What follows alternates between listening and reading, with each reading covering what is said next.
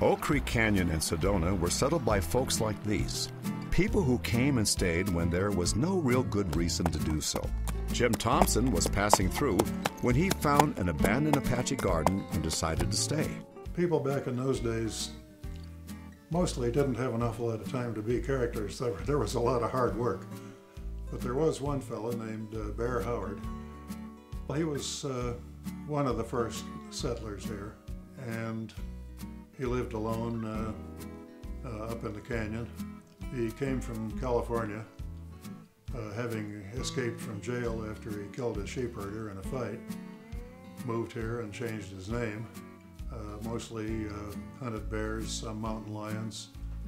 He built a cabin, which now is part of Garland's Lodge. How did Sedona get its name?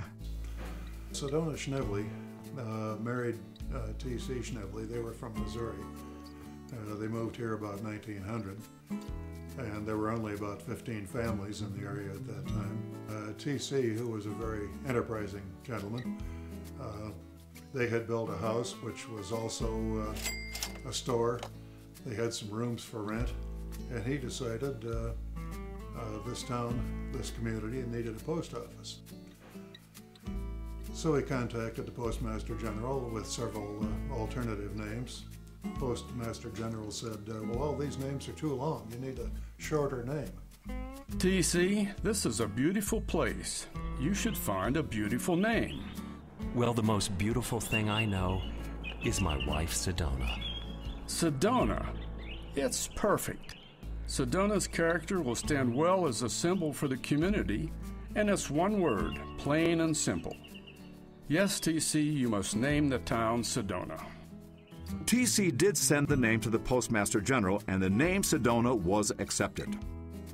Sedona, what a great name for this beautiful place. Well, there was a fellow up in the northern part of Oak Creek Canyon named Sterling, and his hobbies were rustling and counterfeiting money.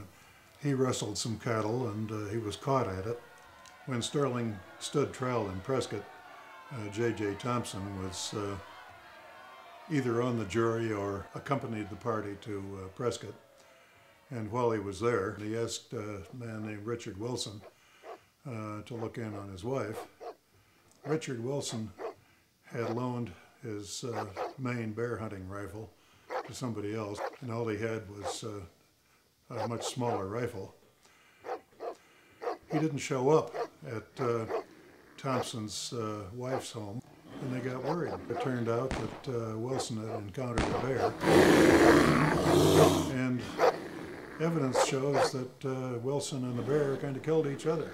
Bear's bones were found later with Wilson's knife, and they did find Wilson, buried him under a pile of rocks up on Wilson Mountain, but that's why Wilson Mountain is named that today. The Homestead Act of 1862 brought people to the Wild West with the promise of free land. In the first few decades of settlement, there were only a handful of families living up and down Oak Creek. In time, these families were woven together by marriage. The few children barely supported 2 one-room schools at opposite ends of the canyon. And finally, Oak Creek, one of Arizona's few year-round water sources, provided water for crops. Our first settlers had their own motives for choosing this remote and rugged place. A desire for a higher quality of life for their children spurred these hardy souls to build schools, roads, and a civilized place.